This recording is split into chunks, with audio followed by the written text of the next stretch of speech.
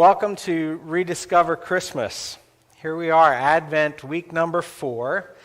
And this week we're talking about finding love in our differences. There were once two old farmers, the story goes. They were neighbors, and they'd been having a running feud for years. They hadn't even spoken to one another in all that time. The whole thing got started over a cat. The cat was astray. And both of these farmers began feeding the cat until each of them claimed that the cat was their own. And from there, everything went downhill. The neighbors quit talking. A grudge escalated between them to the point that one of them took a ditch, some water that was flowing through his property, and he went and he redirected that stream to go right between their two properties to separate it. Maybe he thought the cat hates water enough he wouldn't go over it.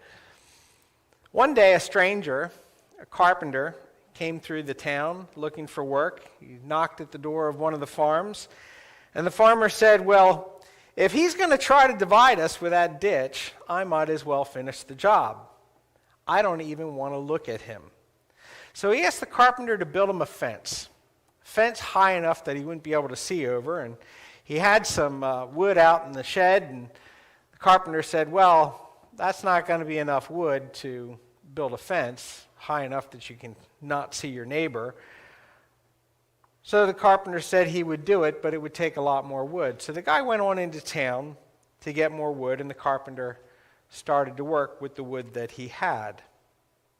When the farmer came driving back the dirt road to his home, he looked across the field, and instead of seeing a fence going up, he saw that the carpenter had actually built a bridge across the creek. And across the bridge, the neighbor was walking towards him with a big grin on his face and an outstretched hand. And he said, "You're a brave man. I didn't think you'd want to hear the sound of my voice again. Can you forgive me?" Now, the first farmer was surprised.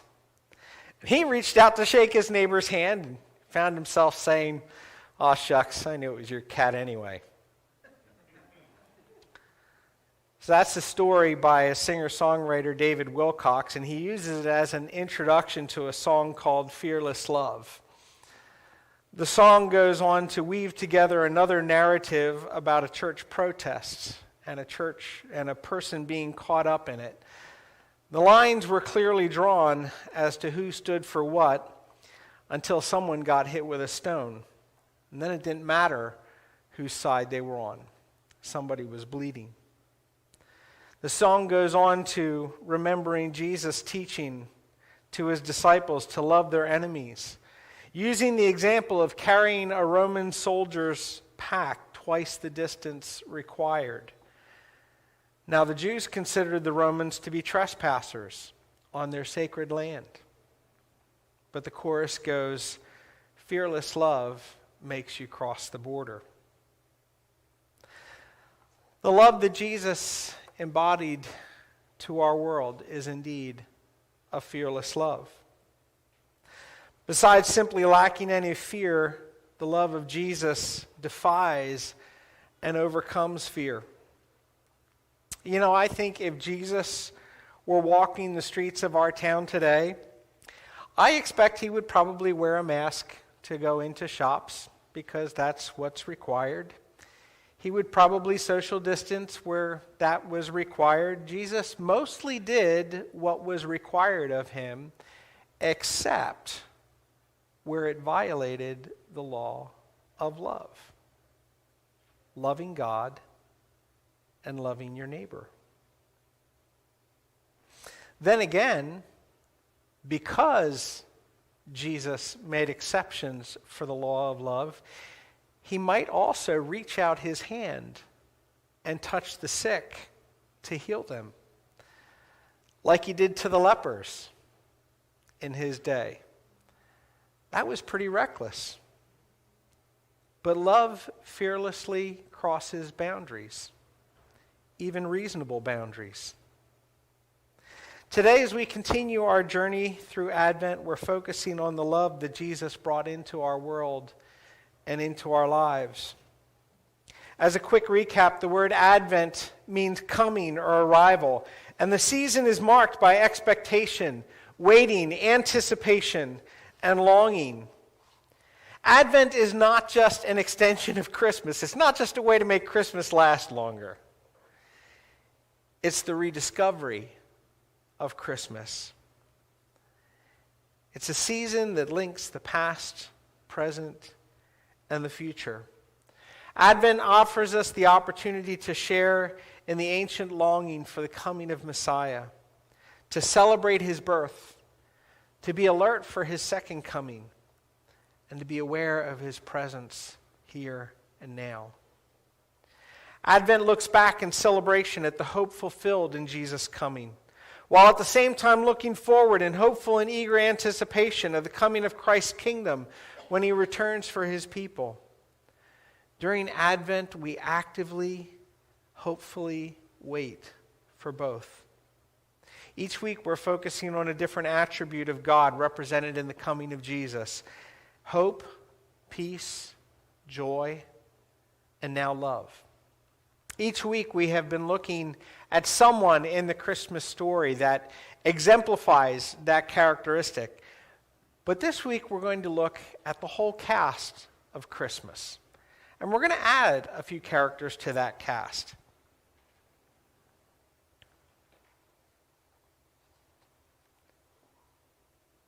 We realize that the birth of Christ brings together a wide variety of people across many divides and contrasts. These are in your notes. Here's the first fill in the blank for you. Christ came to the old and the young. Well, there's a divide for you. The generation gap. You know, Christ's birth bridged the generation gap. Think about our characters that we've had so far. We've started with Zechariah and Elizabeth, with Simeon and Anna, old folks, right?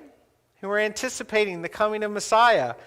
But then we add to that Mary and Joseph, young folks, also part of the story. The prophets and the covenants of Israel's past and the fulfillment of the promise of Messiah and a new spiritual future. Yes, God is the God of both the past and of the future. He's the God of the ages and the God of the age to come. The separation and death of the past and the restored life that is now present. He's the God the old and the young. Here's the second fill in the blank. Christ is Lord of both the physical and the spiritual. Have you thought about this? We meet next the shepherds and the angels, the beings of earth and the beings of heaven, both physical and spiritual. And as they head to the stable, there's another group involved too. There's the animals, the whole animal kingdom. Jesus is Lord of all the beings of creation. And then as we look at Matthew's Christmas account, we meet another group of people, sometimes called wise men, sometimes called magi. Let's take a look at Matthew 2, 1 and 2. After Jesus was born in Bethlehem in Judea, during the time of King Herod, magi from the east came to Jerusalem and asked, "Where is the one who was born King of the Jews? We saw his star when it rose and have come to worship him." Now, just a little aside note, people who study astronomy have said that that star was most likely the convergence of three different planets, Jupiter, Saturn, and I believe Neptune, converging made it look like a super bright star. We have two of those planets converging tomorrow night. For the first time in like 800 years, we're going to be able to see that same spectacle in the sky, similar to what they saw. Isn't that interesting? I hope it's a clear night. So the Magi were considered to be holy men of some sort, although they probably belonged to a much more mystical tradition than the Jewish leaders' structure. And more importantly, the contrast with the Jewish spiritual leaders of the day. Did you ever think of it? There were no Pharisees or Sadducees. There were no temple leaders there at Jesus' birth. Instead, there are travelers from a different race who received their audience with King Herod. King Herod was not a good guy in this story. Yet they're willing to disrupt their lives with a great journey and humble themselves to worship the baby of a poor, unassuming couple in the countryside. And here's the next fill in the blank. Christ is found by rich and poor regardless of origin. Regardless of origin. You know, we often separate people according to origin, even in this county here, even in this place. Y'all know me, I'm a Kolb. You know my tribe, you know where I come from, right? But how do we sometimes separate people of origin? What about the newcomers to our community? How do we feel about them? How do we treat them? You know, there at Christ's birth, there was these mysterious visitors from the east, it says. Now, we're not entirely sure where that east was, but we know that they followed the star a long distance to find and worship the promised Messiah. Some scholars think China. I know that there's legends in India about it. I think one of my favorite theories is that of perhaps Persia, modern-day Iran. Why? Because that's where Daniel was sent. And there would have been manuscripts left in the archives for them to study that they could have put this all together after the exile. At any rate, they were most likely astrologers. Yeah, that's right. Astrologers. Perhaps some kind of rulers. The Magi are noble and wealthy men that demonstrated that God is willing to bridge even more divides than sometimes we are. The Magi are esteemed opposite to the lowly shepherds in their part of human society. But more important, they contrast to the Jews.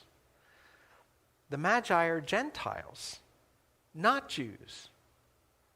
And their inclusion in Jesus' birth story echoes the radical idea that Christ the Messiah brings salvation and restoration to all people, even people we would not have imagined.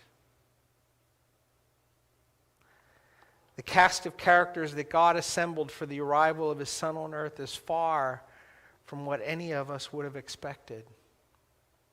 And probably even further from the expectations of the people of that time, who lived and breathed within that culture and its divisions.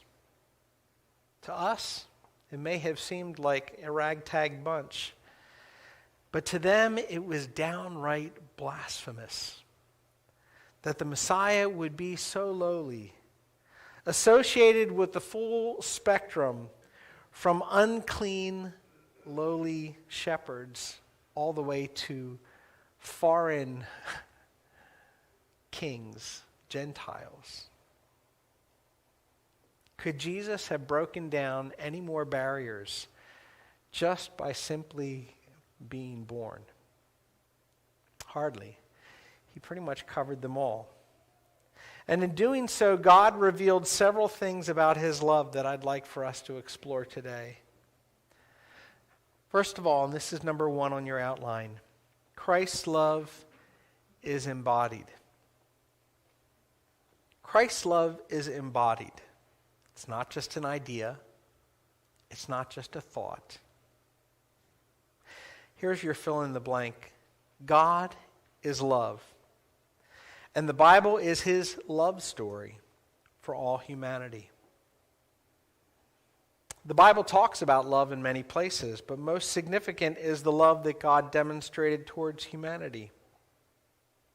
From creation, God made people and shared time with them in the garden as companions and as his children. Then sin entered the world, bringing death and brokenness and separation from such a close companionship with God. Yet he continued to work with and covenant with humans. Through generations and generations, he worked his plans and promised a Messiah that would make a way to restore relationship with humanity. That's who Jesus is. You know, he's described as a groom and his church as his bride. That's how serious God is about love. He brings us back into relationship with God. And he brings us into a relationship of love. It's a reunion with love itself. Here's the next fill in the blank. Let me spell it out for you. Jesus is God, and God is love. You could say, therefore, Jesus is love. 1 John 4, 7-16 says it this way. Beloved, let us love one another, for love is from God, and whoever loves has been born of God and knows God. Anyone who does not love does not know God, because God is love. In this, the love of God was made manifest among us, that God sent his only Son into the world so that we might live through him. In this is love, not that we loved God, but that he loved us and sent his Son to be the propitiation, substitute, for our sins. Beloved, if God so loved us, we ought also to love one another. No one has ever seen God. If we love one another, God abides in us, and his love is perfected in us. By this we know that we abide in him, and he in us, because he has given us of his Spirit. And we have seen and testify that the Father has sent his Son to be the Savior of the world. Whoever confesses that Jesus is the Son of God, God abides in him, and he in God. So we have come to know and to believe the love that God has for us. God is love. And whoever abides in love abides in God, and God in him. Isn't that beautiful? John tells us that God is love. God personifies it. Love is his nature. He has shown it to us by sending Jesus. Then when we come to Jesus, giving him our lives, we are restored to love. We are fulfilled in love. That's what it means to be perfected. We live in him, and he lives in us. And we can count on God's love. It won't let us down. It fills us. It fuels us. It calls us and enables us to love one another. And that brings us to our second point. Number 2, love defines and propels us. Love defines and propels us. What do you put in your car? Fuel, most of you. Unleaded, right? That's all anybody uses anymore, right? Some people maybe ethanol, maybe electricity if you're fancy, right? But you need something to drive that thing. What drives us as humans? What propels us? What makes us operate or not? Love. That's all anybody ever wanted, right? Just to love and to be loved. Here's your next fill in the blank. Jesus' followers are characterized by love. Jesus brought about this reconnection and restoration to love himself when he entered the world. Near the end of his earthly ministry, he gathered his 12 disciples for the Passover meal, and this is what he told them. John 13, 34 and 35. A new commandment I give to you, that you love one another. Just as I have loved you, you also are to love one another. And here's what he added to that. By this all people will know that you are my disciples, if you have love for one another. So Jesus teaches his disciples that he wants to make sure that they love like he does. And here's the most important part. How will people know that we are followers of Jesus? By the love we show to one another and to them. You've heard this before. How will people know that we're Christians? By our love. Here's the next fill in the blank. I believe we have some making up to do. If you're like me, we have to admit we have not always done this well. Love is what defines us. It's what marks and characterizes us. At least it should. But where it hasn't, we have some making up to do. The church has not always done a great job of this. Sometimes as a church, we've been characterized by divisions, by who we don't associate with. Has that been helpful? I don't think so. It's easier for us to point the finger at some pretty big wrongs by the church through history. We can all probably think of public Christians or public churches in our time that made us cringe with anger or embarrassment at their rigid or unloving actions. But let's look at ourselves too. Of course, none of us are perfect, as individuals or as a collective church.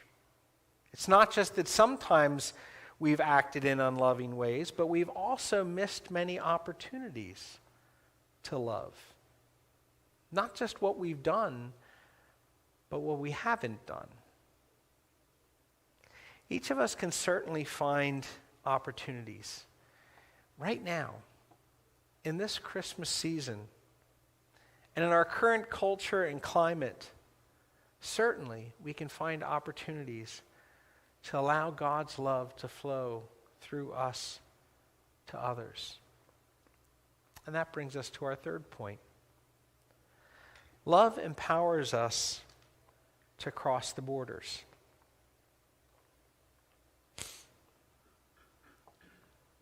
Are these divided times or what? I've lived long enough, not as long as some, but longer than others.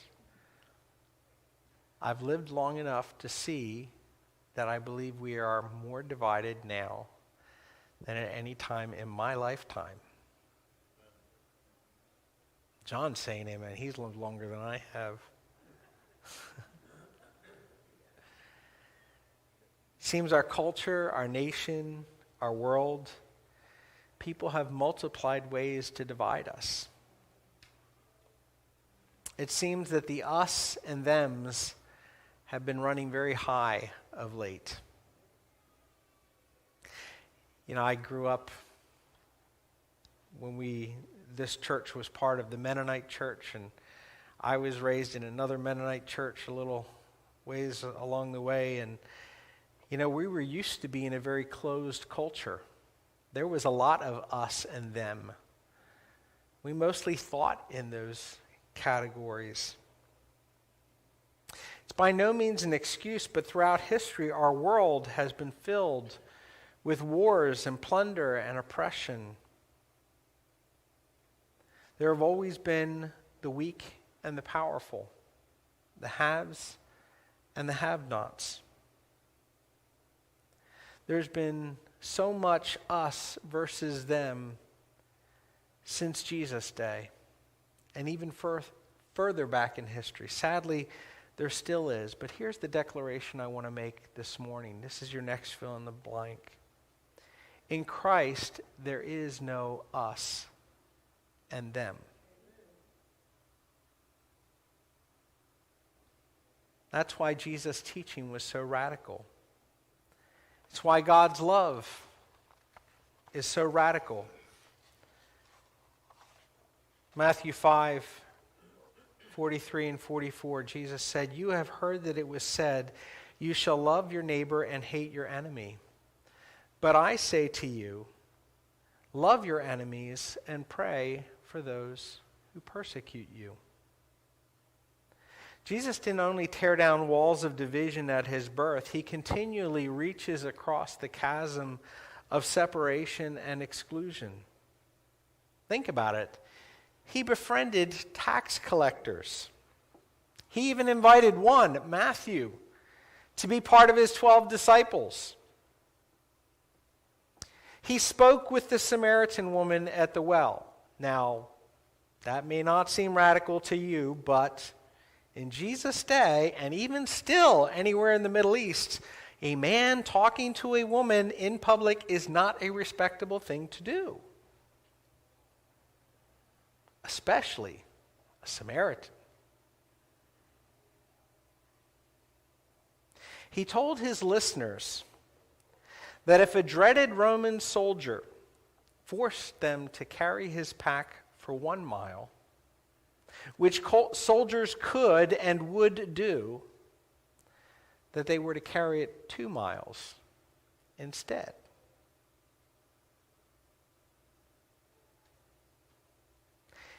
Here's the next fill in the blank. Fearless love. Fearless love goes above and beyond. We're not just talking about love here. We're talking about fearless love. One of Jesus' most powerful stories of this kind of unexpected love in action is the story of the Good Samaritan. Let's take a look at that in Luke chapter 10, verses 30 to 35. Jesus replied, "A man was going down from Jerusalem to Jericho, and he fell among robbers who stripped him and beat him and departed, leaving him half dead. Now by chance, a priest was going down that road, and when he saw him, he passed by on the other side. So likewise, a Levite," that's like a second to the priest, "when he came to the place and saw him, passed by on the other side. But a Samaritan, as he journeyed, came to where he was, and when he saw him, he had compassion. He went to him, bound up his wounds, pouring on oil and wine, and then set him on his own animal and brought him to an inn and took care of him. And then the next day he took out 2 denarii and gave him to the innkeeper, saying, 'Take care of him, and whatever more you spend, I'll repay you when I come back.'" Now, this is a good and challenging story for us today, but it was nothing short of astounding to Jesus' listeners. Jews hated Samaritans. Think of it in today's context, it would be like a Palestinian did that. Tough stuff. The racism against Samaritans went back centuries when the kingdom of Israel was split. The Samaritans intermarried with foreigners, established their own temple worship to worship in. The Jews considered them an inferior race with a corrupt religion and viewed them with prejudice and disdain. But this is who Jesus chose to make the star of his story for the example of loving your neighbor. Jesus was crossing the boundary. He reached across cultural, spiritual, political, and racial divisions, and he calls us to do the same. He was illustrating the kind of love that John later describes in 1 John 4, verses 18 and 19. There is no fear in love, but perfect love casts out fear. Fear has to do with punishment. Whoever fears has not been made perfect in love. We love because he first loved us. Are any of us truly deserving? Outside of Christ? No. Jesus' love is that fearless love that calls us and enables us to cross the borders, to tear down the barriers, to reach out above and beyond what is normal, reasonable, or even agreeable.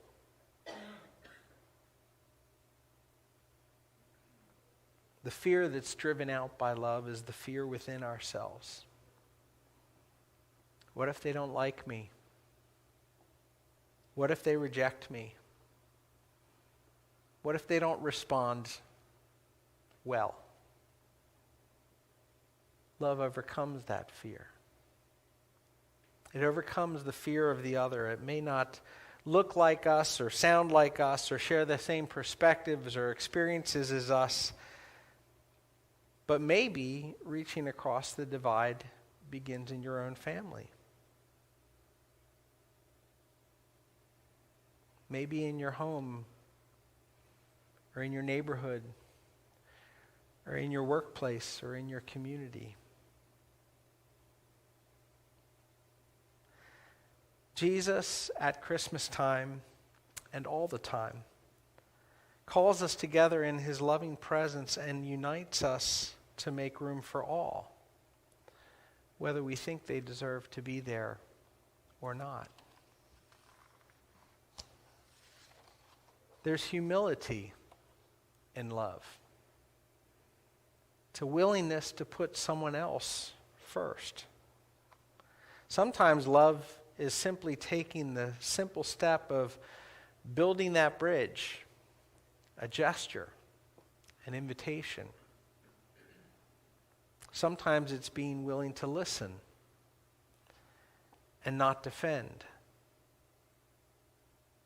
It's always being willing to choose to see someone else not as them, but as us.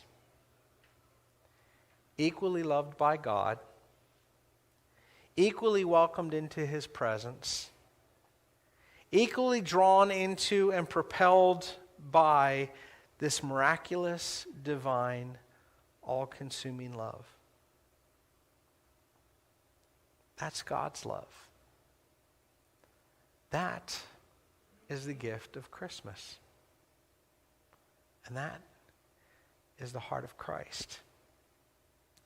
Friends, as we are rapidly approaching Christmas Day, I invite and challenge us all to rediscover Christmas by rediscovering the overwhelming, all-encompassing, all-welcoming love of God. And here are my action steps for this week. Number 1, where have you missed opportunities to love? Are there relationships that need mending Is there a border that needs to be crossed? What would it look like if you were to build a bridge instead of a fence? Number 2, who would you rather not see this Christmas? Maybe you won't be seeing them anyway because your family gathering's already been canceled, like several of mine have. What would it mean to them if you were to reach out and make contact anyway? How would you greet them, greeting them with the love of Jesus? Question number 3, who do you think of as them? Why do you feel that way? What do you believe about them? What are you afraid of? Try putting yourself in their place. What do they believe about you? What might they be afraid of? Is it possible, and please, don't turn me off just yet. Is it possible that in some way you are just like them? Let's ask God to take away our fear and replace it with love.